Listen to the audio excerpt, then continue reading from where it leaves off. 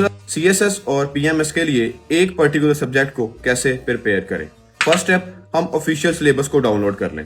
दूसरा step most important, हम पिछले 5 साल के पास्ट पेपर्स को भी डाउनलोड कर लें। अब वो 5 साल के पास्ट पेपर्स को पढ़ के हम अपने सिलेबस के ऊपर ग्रीन हाइलाइटर से मार्क कर लेंगे कि इस एरिया में से क्वेश्चन आया है, इस एरिया में से क्वेश्चन आया है, इस एरिया में से क्वेश्चन आया है।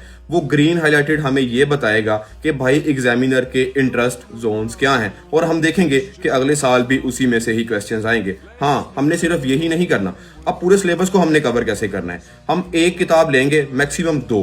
वो किताबें किसी भी अकेडमी की आप ले लें जो कि जिसके अंदर पूरा सिलेबस कवर हुआ है। आप एक टॉपिक को वहां से पढ़ेंगे और यूट्यूब से फ्री लेक्चर सुनेंगे और आप उस टॉपिक के शॉर्ट नोट्स बना लेंगे। ऐसे हमारा एक टॉपिक प्रिपेयर होगा, करते करते करते करते हम सारे टॉपिक्स को कवर करके उनके नोट्स भी बना लेंगे।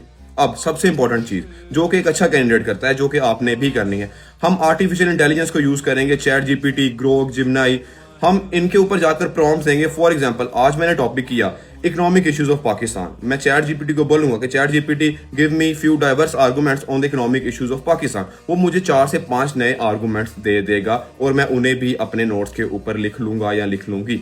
इससे होगा क्या, हमारे पास इतना कंटेंट आ जाएगा जितना हमें एक क्वेश्चन को सॉल्व करने के लिए चाहिए।